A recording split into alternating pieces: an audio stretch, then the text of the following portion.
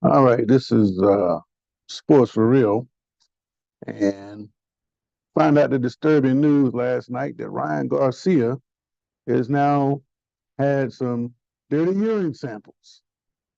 This these samples taken immediately after or before the fight, and now has come up to reveal two banned substances: one, ostarine, and two, 19-norandrosterone. What these two substances do, they allow you to build up muscle mass while reducing fat, and it bulks you up a little bit. And along with that, it gives you more fighting power. When you combine the performance of Garcia with the fact that he couldn't make weight and the fact that he looked almost invincible, it now looks kind of cloudy.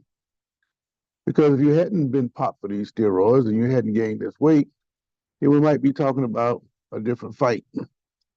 Haney certainly thinks that Garcia owes everybody an apology.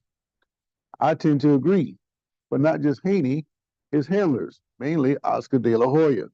If you recall, immediately after the fight, De La Hoya says it will not be a rematch because Garcia has other fights he needs to fight at bigger weight. We're not going to fight Haney anymore because there's no upside. But when I think of this, and you're in the boxing game, and you guys standing one on one, me and you and another guy, I beat you. You're the champion. I think the champion automatically deserves a rematch. But the fact that you allow your fighter to be overweight, number one. Two, you don't care if you fight for a championship. And now you can't make weight. There's too many red flags. So I don't know if that is the reason why his urine samples were tested, but I thought that all urine samples were tested of boxers before fights, and I believe that is the case. But it was kind of strange to me, a former champion like De La Hoya, to come out and say that it's not going to be a rematch. That was kind of disappointing. And when you add all these things up, it just doesn't smell right. So what's next? I think Garcia should do like Haney said and apologize to everybody, number one. Two, get yourself clean. And three, sign that rematch, man. Because if you dominate the man like you bragging about, or you carry it on like it's no big deal, give the man another shot. This time, let's fight it out for the championship.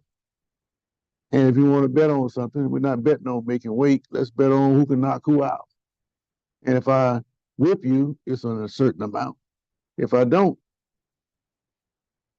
if I don't knock you out, then I shouldn't get so much. But if I do knock you out, yeah, that's where the money should come in. So if you're gonna, I don't think you should be betting on the weight. In other words, because as a professional, you have an obligation to get in the ring under the contract and weight, and you fail to do that. So everything that's pointing against Garcia makes him look like all this here was staged and planned the whole time. So he should face a stiff fine, or at worst, start giving some of the fans some of their money back. Because you don't deserve it under these circumstances. And this is the problem with boxing. It's already bad enough that the best fighters don't always fight each other, and when they do, things like this tend to pop up. Of course, he's innocent. His handler is going to say he's innocent, and they're going to deny it all the way to the end of time. And I think what else is going to happen? We will never see a Garcia Haney fight again. That's just my take on that particular thing. But this is sports for real. And again, I want to make a quick comment about a video I did from track the other day. I made the comment that athletes in Florida, high school, if you're hurt and you qualify for the next state round, you still have to show up and check in and get on the starting line. No, you can't run, but you still have to show up. How do I know?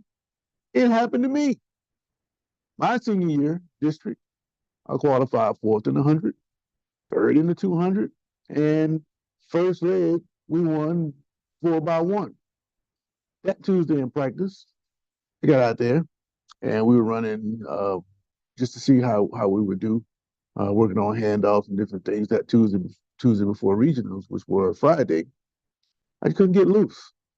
And I just, whatever I did, I just couldn't get loose. So I told coach, man, I can't get loose. Run it again. Damn, coach, I can't get loose, man. Well, okay. I ran it again, took off, got to within 5 yards of the handoff zone and pop. There go my hamstring.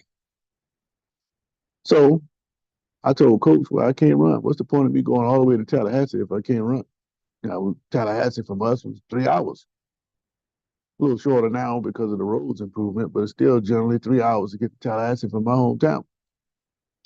And I had to report and I had to stand on the line and watch the gun go off. And being that it was a senior year, that was the hardest thing to do because I had an opportunity. I didn't have a chance to win state, but I had an opportunity to get to state. We were going. That 4x1 team we were on, we were the third seed in the region that year. All we had to do was get the stick around. We were going to state. But it didn't work out for me. But like I said, standing on that line was difficult. And for the guy to stand in and say, well, the state doesn't do that, they really don't. And I tell you something else, when you play a sport like soccer and your kid gets a red card and get thrown out of the game, they're going to find the school. And guess who else they're going to find? They're going to find the parent. So they ain't not messing around when it comes to these school fines. And if I had not showed up to that line for those three events, we were going to get fined $50 a shot for $150. And just to how other things go, you never know how athletic performance is going to go. But from my same school, probably about 10 years ago, we had a guy that qualified like a fourth in the long jump and some other event they didn't have a prayer to qualify in. So they go all the way to Pensacola, which is by bus going to be over 5 hours, all the way to Pensacola, do this little long jump, get back on the bus, come back home. It would have been cheaper if they would have just paid that $50 per event and just didn't show up. But I'm sure the state would have had a problem with that. And the only time that they might give you any grace is what happened to Tallahassee got me several years back, about 20 years now, maybe. I lose track of the years. But for some reason, their coach got the district meet date mixed up and they didn't show up. And they had a state championship quality team that year. And because he got the date mixed up, nobody could qualify. They're not going to redo the meet over because you got your date mixed up. And that was just a terrible blunder that cost that team opportunity to win state. Now, the good thing about God being, you give them credit, they did come back the next year and they won state. So they had an opportunity to win it 2 years in a row. That was a happy ending for them. But just like my senior year, the seniors on that team, that is a horrible way to end your career. And if you watch the Pivot Pod, not the Pivot, yeah, the Pivot Podcast, they had Charles Barkley on, and he made the statement, all athletes, careers, they don't end well. And my high school track career didn't end well, just like those guys at Godby. And if got a problem with what Barkley says, a lot of times he says a lot of crazy stuff, but that one, he was 100% spot on. So just want to say that drug Garcia took, Ostarine and 19 norandrosterone, um, gave him the strength to knock out Haney. And I think he's got to come back and make that right. But will it happen? Probably not. Meanwhile, a lot of other great stories going to be coming down the pipe, and we sure, over here at least,